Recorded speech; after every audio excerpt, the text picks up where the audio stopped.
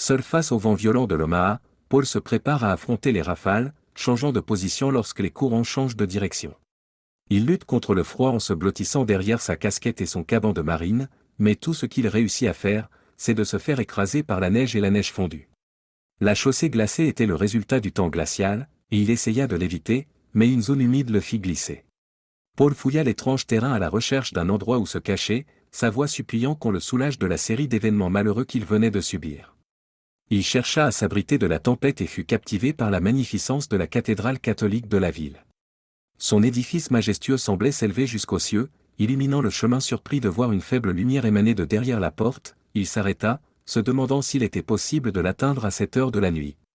Paul atteignit la porte après avoir monté avec précaution les marches glacées, en faisant attention de ne pas se blesser. Il s'apprêtait à frapper lorsqu'il essaya nerveusement la poignée, sachant qu'elle serait probablement ouverte. À son grand étonnement, elle s'inclina. La chaleur réconfortante l'accueillit à l'intérieur. Inspirant un soupir de soulagement, il examina l'intérieur. Après s'être débarrassé de son manteau et de son bonnet, il les suspendit comme des stalactites au crochet situé près de l'entrée. Même s'il n'y avait personne, il sentait une présence rassurante et n'osait pas crier de peur de troubler le caractère sacré du lieu. Paul est attiré par l'autel dont la lumière éclaire toute l'église. Même s'il n'est pas catholique, il se sent obligé de faire une génuflexion en entrant dans la grande allée centrale, par respect. Il a senti ses émotions se dissiper à mesure qu'il s'approchait de l'autel. Lorsque je me suis agenouillé devant les magnifiques sculptures, les boiseries sculptées et les touches d'or qui ornaient la chapelle, tous les sentiments que j'avais refoulés me sont revenus en mémoire. Paul a été submergé par des émotions qu'il avait refoulées depuis longtemps, alors que le froid glacial se transformait en frissons, puis en larmes. Il a eu beau essayer, il n'a pas pu contrôler le flot de larmes qui s'est finalement tari, le laissant épuisé. Les pleurs persistaient même si ce n'était pas lui qui les faisait. Paul regarde à sa droite et voit une mère et son petit enfant rassemblés autour de l'autel. Alors que la petite fille essaie de ramasser les morceaux, la femme s'effondre en larmes. Une forte voix intérieure le persuade de rester, même s'il est tenté de partir parce qu'il ne pense pas que ce soit son rôle d'intervenir. Il a regardé autour de lui pour voir si quelqu'un d'autre pouvait être à l'origine de ce besoin intérieur, mais il n'en a vu aucun, et la mère et l'enfant semblaient inconscients du monde qui les entourait. Il y vit une manière pour une puissance supérieure de montrer sa gratitude pour l'abri qu'elle lui avait donné. S'excusant d'être indiscret, Paul s'approcha d'eux et leur proposa « Je ne veux pas m'imposer, mais il semble que vous ayez besoin d'aide. » « Non. Nous n'acceptons pas l'aide des étrangers », rétorque la jeune fille avec colère. Rapidement, sa mère intervient pour consoler sa fille de son impolitesse. Elle commence à s'éloigner en tenant la main de sa fille et en disant « Janet, ce n'est pas comme ça que nous nous comportons. Je suis désolé, mais nous n'avons pas l'habitude d'accepter l'aide d'étrangers. Mais je vous remercie. » Alors qu'elles font le point sur leurs vêtements inadaptés aux conditions météorologiques, une voix urgente les pousse à agir. Elle leur demande « Faites quelque chose. » Paul s'approche d'eux et leur demande « Pourriez-vous me rendre un service ?» Dans sa première réaction, la femme semble se débattre, alors elle se retourne. « Je crains que vous n'ayez pas choisi les bonnes personnes pour vous rendre service. Nous nous débrouillons à peine. Je suis désolé. Comment pensez-vous que nous puissions vous aider ? J'ai récemment été séparé de ma famille. J'ai du mal à manger seul. Je serais plus qu'heureux de vous offrir un dîner à tous les deux si vous voulez bien vous joindre à moi. Je m'appelle Paul Adams. Je vous en serais très reconnaissant. Monsieur Adams, nous apprécions votre gentillesse mais... Maman, j'ai vraiment faim. Paul sourit et dit, oui, maman, j'aurais bien besoin d'un cheeseburger en ce moment. L'expression de Janet a changé à la suite de la remarque de Paul. En souriant, la femme a finalement cédé. 2 contre 1, ce n'est pas juste. D'accord, mais juste pour le dîner. Rien de plus. Je suis Norma Davis, et cette timide est ma fille, Janet. Après s'être présenté, Paul demande, connaissez-vous un restaurant ouvert 24 heures sur 24 dans les environs ? Je ne connais pas bien la région. Il est manifestement heureux de les avoir rencontrés. En fait, je ne suis pas non plus du coin. Nous étions en train de visiter des appartements avant que le temps ne se gâte. En attendant l'arrivée du taxi, il bavarde. Pas de problème, je vais appeler un taxi pour qu'il nous emmène là-bas. Le chauffeur de taxi est arrivé et a crié, montez avant de me geler. Vous devez être de vrais pratiquants pour être ici par ce temps. Je ne savais pas que l'église restait ouverte maintenant. Alors, où allons-nous ? Paul demande poliment qu'on le conduise au prochain restaurant ouvert 24 heures sur 24. Le taxi s'arrête en grinçant, alors qu'il avait commencé à avancer. Vous vous moquez de moi ? Non, Pourquoi dites-vous ça? Il y a un dîner à 2 pâtés de maison d'ici. Je ne prendrai pas un court trajet par ce temps. Paul lui présente $50. Qu'en pensez-vous? D'accord, bon voyage. C'est alors que le restaurant Arties Dîner est apparu. Les enfants de Paul l'ont peut-être qualifié de « miteux », mais il est conscient que les apparences peuvent être trompeuses. Ils sont entrés et ont remarqué qu'ils étaient les seuls sur place. Ils ont été accueillis par Betty, comme l'indiquait son badge. Pendant ce temps, Betty était à la fois cuisinière et serveuse. Janet a choisi un double cheeseburger, des frites au chili et un milkshake au chocolat lorsqu'elle a passé sa commande. Paul a suggéré à sa fille d'emporter les restes à la maison lorsque Norma a essayé de réguler la commande de sa fille. Paul s'est senti obligé de demander à Norma pourquoi elle cherchait un appartement dans ce quartier précis, par pure curiosité. Elle m'a répondu, c'est le coût. Les seuls endroits où je peux me permettre d'habiter sont par ici. Après l'avoir interrompu, Janet est allée voir sa mère et lui a demandé, devons-nous vraiment rentrer ce soir? Elle poursuit, on va se faire jeter dehors. Notre propriétaire véreux a dit que maman devait, enfin, vous savez, pour éviter l'expulsion. J'ai menacé de lui faire quelque chose de terrible. Nous n'avons nulle part où aller, chérie. L'armée du salut ne veut plus nous accueillir. Si nous ne revenons pas, nous pourrions finir par passer la nuit dans un endroit comme celui-ci, s'ils le permettent, dit Norma. L'âme de Paul s'effondre. Puis-je vous demander une autre faveur? J'ai une maison avec des pièces vides. Je n'ai pas eu le cœur de revenir depuis que ma famille. Il s'étrangle. Janet s'interpose et demande, votre famille a-t-elle été tuée là-bas? Janet. Vous avez regardé trop de séries policières. L'angoisse s'est transformée en Paul. On peut dire que j'ai détruit ma famille. Je l'ai trompée. Ma femme m'a quitté. Les enfants sont partis avec elle. J'ai donc des chambres d'amis et une salle de bain séparées si vous le souhaitez. Paul, c'est trop demandé. Un repas, c'est une chose, mais rester dans une maison avec un homme avec qui je ne suis pas marié, c'est trop, dit Norma. Norma, je vais être franc. J'ai mes propres motivations.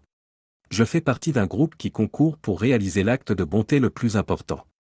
Si Janet et toi restez jusqu'à ce que vous trouviez un endroit, je pourrais bien gagner ce concours. Vous ne pouvez pas m'aider. Paul, c'est la plus grosse bêtise que j'ai jamais entendue, dit-elle, mais aussi la plus belle depuis longtemps. Mais, Norma, il est tard et Janet est presque endormie. S'il vous plaît, juste pour ce soir, considérez mon offre. Je vous promets d'être sage. Sinon, vous pourrez toujours utiliser le pistolet dans votre sac. Comment savez-vous que j'ai une arme dans mon sac? Simple observation et bon sens. Vous êtes trop avisé pour errer dans ces rues sans protection, surtout avec votre fille. De plus, votre sac à main a fait un bruit distinct lorsque vous l'avez posé sur le siège. Janet, qu'en pensez-vous? Je lui ai demandé pendant qu'elle dormait profondément. Les souvenirs de ses propres filles menaçant de lui faire monter les larmes aux yeux, Paul a appelé un taxi et a délicatement porté Janet jusqu'à la voiture qui l'attendait. Une fois arrivé à sa résidence, il a passé les clés à Norma et a escorté Janet à l'intérieur. Après quelques pas, Norma s'arrête. Est-ce qu'une bombe a explosé ici? La pièce est en désordre, avec peu de meubles et des piles de verre brisées. Heureusement, on avait promis à ses filles de nouveaux meubles pour les aider à s'adapter, alors il ne se sentait pas mal de dire à son ex-femme et aux enfants de prendre tout ce qu'ils voulaient. Voyons maintenant ce qu'il reste dans les chambres. Les meubles individuels des chambres sont restés en place. La chambre Pepto-Bismol, décorée en rose, qui était la chambre de la plus jeune fille, est devenue le refuge douillet de Janet lorsque Paul l'a emmenée. Il emmène ensuite Norma voir la chambre de sa fille aînée, vide à l'exception des marques laissées par les bouts de ruban adhésif retirés des murs. Je vais vérifier le réfrigérateur et faire quelques courses avant de rentrer. Tu aimes le café? Son rire l'a tout de suite attiré, elle avait demandé, pouvez-vous le mettre en perfusion? Crème et édulcorant artificiel. C'est fait. Des céréales préférées pour Janet? Quelque chose de bourré de sucre. Et votre petit déjeuner? Un bagel avec du fromage frais serait parfait. Vous serez probablement au lit quand je reviendrai. Fermez vos portes. Debout à 8 heures? Une femme émue a dit, ça m'a l'air bien. Paul, merci pour tout. Ses yeux se sont remplis de larmes. Sa liste de choses à acheter à l'épicerie comprend maintenant de la nourriture, une cafetière, des assiettes en carton et des couverts. Il ne s'est couché qu'après de 3 heures du matin. En repensant à cette soirée, Paul ressent un mélange d'émotions, mais il est réconforté par le souvenir de la reconnaissance de Norma. Non, répondit-elle avec insistance. Elle n'est pas là pour votre plaisir. Vous êtes ici pour l'aider. D'accord, D'accord, dit Paul en allant se coucher. Au fait, tu peux baisser le volume quand tu parles? Norma a senti l'odeur du bacon et du café fraîchement préparé lorsqu'elle s'est réveillée le lendemain matin. Paul a fait griller les bagels dans le grille-pain dès qu'il l'a vu, puis lui a donné une tasse de café en lui montrant la crème et le faux édulcorant. Je ne sais pas quand les bagels seront prêts. Les griller n'est pas dans mes habitudes. Tout en préparant son café, Norma dit « Merci. Je garderai un œil sur eux. » Ah, génial, quelle merveilleuse façon de commencer la journée. Je pourrais vraiment m'habituer à une telle indulgence. Soudain, son commentaire apparemment inoffensif prit une connotation plus lourde qu'elle ne l'avait voulu. Je n'essaie pas d'insinuer. Cela fait rire Paul. Ne vous en faites pas. Maintenant que nous nous sommes reposés, il serait bon que nous parlions. Mon histoire est un peu longue, et je suppose que la tienne l'est aussi. Ensuite, nous pourrons décider de la marche à suivre. Norma prit une bouchée rapide du bagel avant qu'il ne devienne trop croquant, et elle acquiesça. Elle rejoignit Paul au bar du petit déjeuner après avoir récupéré le fromage frais et un couteau. Puisque Janet dort encore, je pense qu'il vaut mieux que je commence. Je suis sûr qu'elle partagera son point de vue plus tard. Max, mon mari, était bon, quand il n'était pas ivre. Un bon père, un bon travailleur, quand il n'était pas ivre. Vous voyez le tableau. Ma famille m'a mis en garde, mais il était si différent quand il était sobre. Ses excuses semblaient sincères chaque fois qu'il promettait de ne pas boire. Si les excuses étaient de l'argent, je serais riche. Puis il s'est écrasé contre un arbre alors qu'il conduisait en état d'ébriété. Pas d'assurance vie, et je n'avais qu'un emploi de chef de bureau. Puis mon entreprise a été rachetée et nous avons reçu des indemnités de licenciement dérisoires. Je suis passé du stade où l'on pouvait joindre les deux bouts à celui de la faillite. Ma famille m'a dit, nous te l'avions bien dit, et m'a offert une aide minimale, quelques vêtements pour Janet et des provisions. J'ai trouvé des emplois temporaires, mais je n'arrivais pas à payer le loyer. J'ai essayé de trouver un logement moins cher, ce qui m'a détourné de la recherche d'un emploi. Janet vous a parlé de l'offre du propriétaire. J'ai dû lui montrer mon arme pour qu'il abandonne. J'ai peur de retourner chercher nos affaires, même si ce n'est pas grand-chose. Je suppose que je dois le faire, pour l'essentiel. Quand Slipiette s'est réveillé, il a demandé « Est-ce que je sens du bacon ?» J'aime les œufs brouillés et les toasts blancs. Pas de cette merde de blé saine. J'ai bien peur qu'elle pense que c'est sa maison, pas la vôtre. Jeune fille, soyons polis. Préparez votre propre petit déjeuner. Bon sang, tu as tes règles, maman? Norma secoue la tête avec un mélange de honte et de mépris, tandis que Paul s'esclaffe. Janet prépara 6 œufs, utilisa tout le bacon qui avait été cuit à l'avance et fit des toasts avec du beurre et de la gelée. Elle a servi le tout avec un grand verre de jus d'orange. Janet regarda Paul alors qu'elle commençait à manger. Il faut qu'on parle, Paul. Quelle est ton histoire? Norma dit, malgré ce que vous avez entendu d'elle, j'ai vraiment essayé de lui apprendre les bonnes manières. Tu as des conseils pour gérer une préadolescente qui pense avoir 21 ans? Continue à nager et à survivre, dit Paul en souriant. Je n'ai pas de secret d'éducation. Commençant par, très bien, Paul poursuit.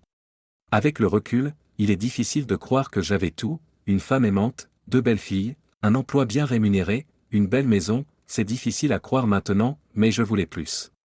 J'ai triché sur les impôts de ma femme, j'ai gonflé les comptes de ma société de courtage, j'ai été égoïste et cupide. Lorsque je me suis fait prendre, la société m'a laissé rembourser l'argent manquant avec les intérêts, j'ai démissionné sans lettre de recommandation et, surtout, elle a accepté de ne pas porter plainte. Ils voulaient garder leurs clients, et donc enterrer le scandale. J'ai également accepté de ne pas postuler auprès d'une autre société de courtage. Mes filles m'ont maudit et ma femme a divorcé. J'étais prêt à lui donner presque tout ce qu'elle voulait. Si elle en rajoutait, elle serait punie dans un match de football impliquant un divorce. En plus de la pension alimentaire, elle a reçu 70% de mes biens. C'était exactement ce qu'elle méritait. Mais nous ne sommes plus autorisés à avoir le moindre contact avec elle ou nos enfants en raison de l'ordonnance restrictive qu'elle a obtenue. Elle a allégué des abus physiques, mentaux et émotionnels. Et la lunette des toilettes est toujours en place. Inutile de dire qu'ils étaient, et sont toujours, très en colère. J'ai essayé de repartir à zéro. Je ne suis pas retourné à la maison depuis le divorce, trop de mauvais souvenirs. J'ai prié pour le pardon, j'ai juré de changer, mais je n'ai pas fait grand-chose. Vous aider tous les deux est la première chose qui m'a poussé à aller de l'avant. Est-ce que ce que j'ai partagé vous effraie, Norma? Un peu. Une partie de moi veut prendre nos affaires et s'enfuir, mais une autre partie veut vous aider à avoir une seconde chance. Une fois de plus, Janet prend la parole, je pense que nous devrions tenter notre chance une nouvelle fois. Au fait, auriez-vous du lait au chocolat? Voici la réponse de Paul, pas tout de suite, mais je vais l'ajouter à la liste des courses. Il ajoute ensuite, vous resterez au moins une nuit de plus. Je serais heureux de vous payer pour m'avoir aidé à mettre de l'ordre dans cet endroit. Il faudra quelques jours pour le rendre présentable. J'emmènerai Janet à l'école lundi et tu pourras chercher du travail. Paul semble s'inquiéter d'avoir trop présumé de la situation. Paul a utilisé son meilleur atout lorsqu'il a remarqué que Norma hésitait. Bien sûr, cela signifie que je devrais vous donner une carte de crédit et vous laisser libre de décorer à votre guise. En voyant Paul et Janet s'échanger des high-fives, Norma lui lance un regard désapprobateur. Encore une fois, j'ai été dépassé. Paul a dit que s'il décidait de vendre sa propriété, il pourrait en tirer un meilleur prix s'il la décorait. Ils n'avaient pas le sens de l'esthétique. Tout ce qu'ils avaient à faire, c'était de faire comme s'ils décoraient selon leur propre goût. Avec le temps, Norma a cédé. Je ne peux pas sortir sans d'autres vêtements. J'ai remarqué que votre femme avait laissé plusieurs sacs marqués Goodwill. Sa taille est-elle si différente de la mienne? Elle est un peu plus grande et, un peu plus, ronde, à certains endroits, mais pas de façon radicale. Vous pouvez jeter un coup d'œil. Idem pour Janet. Janet intervient, il veut dire qu'elle a une plus grosse poitrine que toi. Janet, je te jure que je vais te donner une fessée. Et, c'est moi qui risque de finir avec une poitrine modeste grâce à toi. Tu crois que ça me plaît? Paul dit, je vais commencer à faire une liste de courses pendant que vous continuez votre projet pilote de télé-réalité. Faites-moi savoir quand vous serez prêt à aller faire les courses. Confortablement installé dans son bureau, Paul surveille son portefeuille d'actions, se réjouissant de produire plus d'argent pour lui-même que pour les autres. Norma cherchait un emploi et utilisait sa voiture. Comme cela n'a pas fonctionné, Paul a décidé d'agir. Il contacte le responsable des ressources humaines de son ancien employeur. Celui-ci lui répond, « Vous avez du culot de m'appeler. Vous n'attendez pas une recommandation d'embauche, c'est sûr. » Non, c'est pour une amie. Non, c'est pour une amie. Elle a été chef de bureau et a besoin d'un emploi. Je sais que je ne peux pas demander une faveur, mais ce n'est pas pour moi. C'est pour quelqu'un qui a vraiment besoin d'un peu d'aide. Elle a travaillé chez Bender Enterprises. Oui, nous avons acquis plusieurs employés formidables quand ils ont fermé. Je connais l'ancien responsable des ressources humaines qui travaille maintenant chez Carotté. Je vais l'appeler. S'il parle d'elle en termes élogieux, j'y réfléchirai. C'est le maximum que je puisse promettre. Paul la remercie et lui donne les coordonnées de Norma. Le lendemain, Paul reçoit l'appel de Norma. Paul, j'ai contacté mon ami chez Carotté. Quand je lui ai parlé de la personne que je cherchais, il m'a dit, si tu ne l'embauches pas, envoie-la moi. Elle est exceptionnelle. Je la paierai facilement $15 de l'heure. Si elle hésite, je l'augmenterai à $17,50. Je n'ai jamais reçu de recommandation aussi élogieuse pour quelqu'un. Dites-lui de venir avec ses papiers dès qu'elle le pourra. Paul annonce la merveilleuse nouvelle à Norma. L'événement inattendu les surprend alors qu'ils s'embrassent et se serrent dans les bras l'un de l'autre. Ils en rirent et continuèrent à fêter l'événement. Après le retour de Janet de l'école, les célébrations ont repris de plus belle. Plus tard dans la soirée, ils ont dîné dans le même restaurant où ils avaient pris leur premier repas, et Betty, qui n'était plus qu'une simple serveuse, les a accueillis cordialement. Vous avez survécu à notre repas la dernière fois. Vous êtes de retour pour tenter votre chance? Je me suis installé dans un rythme confortable pendant les 2 mois qui ont suivi. En partageant de tendres étreintes et des baisers passionnés, ils sont devenus presque une grande famille heureuse. Paul a commencé à voir Norma sous un angle plus romantique, mais il n'osait pas lui demander ce qu'elle ressentait, de peur de la décevoir. Paul envisage d'acheter une voiture pour Norma afin de favoriser son autonomie, mais il est conscient qu'elle s'opposera à toute aide supplémentaire. Il a eu du mal à la convaincre d'arrêter de payer le loyer et les charges afin qu'elle puisse mettre de l'argent de côté pour un acompte sur un nouvel appartement. En conséquence, Norma a commencé à participer davantage aux tâches ménagères. Ensuite, Paul a eu une révélation. Il a découvert le certificat de décès du mari de Norma dans ses papiers alors qu'elle était au travail. Il a rencontré le responsable des ressources humaines de l'ancien emploi du mari de Norma après avoir pris un taxi pour s'y rendre. Je représente ici Norma Jackson, la femme de Max Jackson. C'est tragique, tout simplement tragique. C'était un bon gars, quand il n'était pas ivre. Je suis de tout cœur avec sa famille. Que puis-je faire pour vous? Je pense que cela aiderait sa veuve si elle recevait une indemnité d'assurance vie pour le décès de Max. Nous n'offrons pas d'assurance vie en tant qu'avantage social. Nous proposons aux employés une police d'assurance à bas prix. J'ai vérifié lorsque Max est décédé. Il n'avait pas de police chez nous. En faisant passer un chèque de 25 000 dollars sur le bureau, Paul dit, je crois qu'il avait une police de 25 000 dollars. En passant les 2 500 dollars en liquide, il demande, naturellement, je m'attends à des frais de gestion pour le traitement de la demande, disons 10%. Il revient après avoir fait un rapide tour dans les classeurs adjacents et dit, laissez-moi récupérer son dossier. Paul donne alors à Norma son adresse actuelle et dit, voyons voir. Bon sang, vous avez raison. Max avait bien une assurance vie. J'envoie immédiatement à Norma un chèque et mes excuses. Lorsque Norma a vérifié son courrier quelques jours plus tard, elle a découvert l'argent et une explication. Elle est tellement bouleversée qu'elle pousse un cri de gratitude tout en embrassant Paul. Cette fois, le baiser n'est pas décontracté, il est passionné. Je n'arrive pas à croire que j'ai de la chance, et tout a commencé par une rencontre avec toi. Paul n'avait jamais été témoin d'une telle joie, mais elle a répondu, merci, mon cher Paul. Elle lui a demandé de l'aider à acheter un véhicule et, ensemble, ils ont découvert une Toyota Camry de 3 ans avec un minimum de kilomètres. Norma sanglotait dans sa chambre lorsque Paul est rentré chez lui 2 jours plus tard. Après quelques coups hésitants, il entre prudemment. À travers ses larmes, elle s'est emballée. Norma, qu'est-ce qui ne va pas? Pourquoi fais-tu tes valises? Pourquoi es-tu bouleversée? Espèce de crétin. Tu m'as mené en bateau. Tu es vraiment doué pour briser les cœurs. Félicitations, tu viens de briser le mien et probablement celui de Janet. Je n'ai aucune idée de ce dont tu parles. Tout ce que j'ai essayé de faire, c'est de vous aider. Dites-moi ce que j'ai fait. Aucune assurance vie n'a été versée. Je suis devenu sceptique lorsque le chèque est venu de l'entreprise de Max plutôt que d'une compagnie d'assurance. J'ai parlé à une collègue du service des ressources humaines et elle m'a dit que les documents prouvaient que vous aviez payé les 25 000 dollars pour que je puisse les avoir. Je me suis demandé pourquoi tu avais agi de la sorte. Puis j'ai compris. Janet et moi sommes libres de partir maintenant que j'ai un travail et une voiture. Tu as été trop lâche pour nous dire que tu ne voulais plus de nous. J'accepterai un indice, je te le promets. Elle sanglote de façon incontrôlable.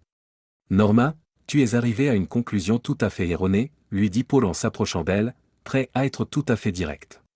Comme nous l'avons déjà dit, vous êtes libre de continuer quand vous le souhaitez. Mon désir de vous voir rester, vous et Janet, s'est renforcé au fil du temps. Je préférerais que toi et Janet restiez. Je serai à vous pour toujours. Je vous aime tous les deux, dit-il en la retournant pour lui donner le baiser le plus passionné qu'il puisse trouver. Tu penses que Janet et moi devrions rester ici pour l'éternité? Je suis d'accord, acquiesce Paul. Janet agresse physiquement Paul en lui disant, espèce de crétin. Pourquoi êtes-vous resté silencieux si longtemps? Au fur et à mesure que je m'intéressais à vous, j'ai supposé que vous n'étiez intéressé que par vos actes de gentillesse ennuyeux et aléatoires. Nos capacités de communication nécessitent une attention immédiate. Au heartiest dîner, ils ont tous mangé un steak cette fois-ci. Janet mourait d'envie de savoir pourquoi ils faisaient la fête, mais elle avait beau demander, il répondait toujours, rien de spécial. Finalement, elle a abandonné et a bu son milkshake au chocolat. Paul et Norma attendent dehors pendant que Janet termine son repas. La réponse de Janet est inattendue, qu'est-ce que c'est que ça? Mon milkshake contient quoi? Ma chère Betty. Avec un petit rire étouffé, Norma répondit, regarde ce que c'est. La chose semblait être une bague de fiançailles, alors elle l'a nettoyée avec son eau. Qui me demanderait en mariage en m'offrant une bague? Selon Paul, l'homme qui a l'intention d'épouser ta mère et de t'adopter. Paul a payé le dîner de tout le monde pour s'excuser. Le public a applaudi lorsqu'il a compris pourquoi Janet était si excitée. Betty menace d'appeler la police si elle ne se calme pas. Norma et Paul ont convenu qu'il serait prudent de continuer à vivre ensemble pendant encore 3 mois avant le mariage, juste au cas où. Janet voulait que ce soit demain, mais elle a finalement obtenu ce qu'elle souhaitait. Ils avaient quelques mois de paix et de tranquillité. La voix ne l'avait pas harcelé ces derniers temps. 3 personnes vivant à proximité l'une de l'autre formaient une grande famille heureuse. Enfin, jusqu'à ce que... Bonjour, c'est Paul Adams. Paul, c'est Hazel. Paul sentit un froid glacial lui parcourir l'échine, tandis que sa rage refoulée s'amplifiait. Qu'est-ce que vous cherchez? Nous approchons de Thanksgiving. Vos filles m'ont supplié de vous inviter. Votre présence est recherchée. J'étais en train de penser que Thanksgiving était une fête de famille. Nous ne sommes plus considérés comme une famille. La garde complète est la vôtre, et vous n'avez fait aucune mention d'un calendrier de visite. Vous auriez pu tendre la main. Et courir le danger de désobéir aux demandes de ne pas communiquer? Oh, Et vous désobéissez à ses ordres en ce moment même, n'est-ce pas? J'ai obtenu cette autorisation il y a des mois. Et à quel moment avez-vous prévenu mon avocat? J'ai été occupé. Ça vous dérangerait si je revoyais vos filles? Surtout pour des raisons sentimentales. Avez-vous l'intention d'y assister? Bien sûr, ce sera chez moi. Tu n'as pas dit que tu voulais que je vienne. Sa voix semble troublée lorsqu'elle finit par dire « Oui, j'aimerais que tu viennes ». Paul sent la gêne qu'elle éprouve à prononcer ces mots. Ai-je le droit d'avoir des visiteurs? Des invités, au pluriel? Oui. Des femmes, je suppose. Oui. Vous présentez vos nouveaux jeunes amis à la vue de tous. Votre histoire est incroyable. Quand j'ai dit que je serais fidèle si vous me donniez une autre chance, vous ne m'avez pas fait confiance. S'il vous plaît, croyez-moi quand je dis que les deux jeunes femmes que j'ai l'intention d'amener ici ne sont pas ce que vous attendez, et qu'elles sont très importantes pour moi. Alors, tu es réticent à venir sans eux. Paul a alors calmement compté à rebours de 5 à 2 à 1, en disant « Non. » Très bien. Rencontrez-vous, nous serions ravis. Amie féminine. Je vous admire. Merci beaucoup. Avez-vous des suggestions sur ce que nous devrions apporter? En général, c'est vous qui apportez le jambon. Nous devrions aussi prendre un dessert. Considérez que c'est fait. Norma, Janet, Paul et sa fille cadette Brittany arrivent à la résidence de l'ex-femme de Paul. Brittany embrasse Paul qui leur souhaite la bienvenue, puis Paul lui présente Madame Jackson et sa fille Janet. Elle a à peu près le même âge que toi. Elle a à peu près le même âge que toi, bonjour. Intéressé par mon assortiment Crazy Girl? C'est la décapotable que vous avez? Oui. Je peux, maman? Bien sûr, si sa mère est d'accord. Les deux filles se sont rapidement mises d'accord et se sont précipitées dans une chambre. Eh bien, au moins un tiers de la famille est excité. Alors que Norma était conduite pour accrocher les manteaux, Hazel murmura, espèce d'imbécile, puis elle s'éclipsa pendant que Paul installait la nourriture là où Hazel l'avait demandé. Au début, j'ai cru que vous veniez avec 2 gardes du corps. Je ne connais pas d'escorte. Peut-être qu'un jour tu pourras me mettre en contact avec certains d'entre eux. Hazel fut interrompue au milieu de sa phrase par leur fille aînée Julie, qui sortit de la cuisine en trébuchant, avec un « Bonjour, papa » moins enthousiaste que sa sœur. Nous apprécions grandement votre décision de nous rencontrer. La vie a changé radicalement depuis votre départ. Janet jouait avec Brittany, et Paul, maîtrisant sa fureur, en profita pour présenter Norma comme sa fiancée. Les grâces sont dites et le dîner est servi, mais la tension dans l'air est plus forte que la sauce. Norma, vous semblez être une jeune femme très gentille, dit Hazel pour briser la glace. Comment avez-vous été présentée à Paul? Il nous a sauvés, dit Janet, se lançant dans la discussion comme elle le fait souvent sans crainte. Les choses étaient difficiles pour nous. Il nous a fourni de la nourriture, un logement et un travail pour maman. Sa paternité est imminente. Personne n'a parlé jusqu'à ce que Brittany rompe le charme. Mais c'est mon père, dit-elle. Ses yeux se sont remplis de larmes et elle a dit, vous ne pouvez pas l'emmener. Julie s'est interposée en disant, Skir, lève-toi. On dirait qu'il ne veut plus être notre père. Nous n'avons pas de nouvelles de lui pendant des mois, et quand nous en avons, il nous remplace par sa nouvelle famille, dit-elle, luttant pour se tenir debout tandis que Paul s'accroche à son coude. Hazel, il est temps de dire la vérité aux filles, bon sang. Avec une expression troublée sur le visage, Hazel dit, eh bien, les filles, il semble que votre père et moi ayons à nouveau des problèmes de communication. Et là, Hazel. Verdict où on remballe et on s'en va. Très bien. J'ai omis d'informer l'avocat de Paul que l'injonction de ne pas communiquer avait été révoquée. C'était à quel moment? Quelques mois, tout au plus. Julie a perdu la tête et s'est exclamée, quelques mois seulement. Sa conversation avec nous a peut-être duré aussi longtemps. La jubilation envahit Julie. Avant de se tourner vers ses filles, Paul intervient, je vérifiais toutes les 2 semaines avec mon avocat si l'ordonnance avait été levée. S'il le pouvait, il aimerait remettre les choses en ordre, a-t-il dit. J'ai beaucoup d'excuses à présenter. Je te pardonne, papa, a dit Julie, la voix teintée de larmes. Pardonne-nous, s'il le faut. Sans crier gare, Hazel se leva et se dirigea vers sa chambre. Paul s'est levé et a suivi Hazel jusqu'à ce qu'ils entrent dans la pièce, où elle a commencé à sangloter et à crier. Tu as fait en sorte que mes filles me détestent. Tu as mon plus grand mépris. Je vous déteste. Elle devenait hystérique et ne parvenait pas à se calmer. Paul adopte une approche peu conventionnelle. Il lui saisit les épaules et l'embrasse fermement. Elle se dégagea et le gifla. Es-tu un? Excusez-moi, mais cela a piqué votre intérêt. Voulez-vous entendre quelque chose? Hazel acquiesça, ses larmes coulant doucement. Vous, les filles et mon patron avez tous été victimes des choses horribles que j'ai faites, Hazel. Dans mon mariage, en tant que père, au travail et avec ma culpabilité, j'ai subi la punition que je méritais. Cela fera toujours partie de moi. Il est temps de dépasser votre participation à cette punition, qui était tout à fait justifiée. Votre haine empoisonnée nuit à votre vie. Avant mes erreurs, tu étais une personne attentionnée et aimante. Je comprends parfaitement que vous me méprisiez. Malheureusement, cette animosité a imprégné non seulement la vie des filles, mais peut-être le monde en général. Vous devriez combler vos 2 filles de votre amour. Vous êtes une mère extraordinaire qui saura parfaitement élever des enfants. Si vous laissez la haine gouverner votre vie, il y a des hommes merveilleux qui aimeraient être votre partenaire. Envoyez vos filles et vous-même faire vos valises. Pourrais-tu me donner un coup de main avec les filles? Autant que tu me le permettras. Paul est pris dans les bras par Hazel, qui lui dit doucement, je ne veux vraiment pas te détester, même si tu es un salaud de tricheur. Les deux plaisantent ensemble. Peu après, ils se sont retrouvés tous ensemble et Paul a essayé d'évaluer la situation en disant, nous avons beaucoup de nourriture à savourer, allons-y. Au fil de la journée, la famille s'est rapprochée et s'est mélangée. Julie est reconnaissante à quelqu'un de s'être proposée comme grande sœur. D'autres réunions sont prévues et tout semble aller pour le mieux. Cependant, Norma, qu'est-ce qui ne va pas, dit Paul en se préparant à aller au lit, après avoir entendu les doux sanglots de Norma provenant de la salle de bain. À mon avis, tout s'est bien passé, n'est-ce pas? C'est Jean. Se poursuit. Votre amitié avec Hazel était évidente pour moi. Votre conversation était celle d'un couple marié depuis longtemps. On a beaucoup parlé de pardon.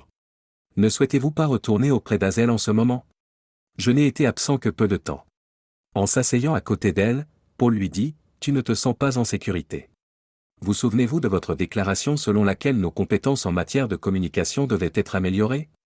Si vous pensez que j'ai trahi mon engagement envers ma nouvelle famille en me réconciliant avec l'ancienne, vous vous trompez. C'est toujours le cas. Hazel et mes filles sont aimées de moi.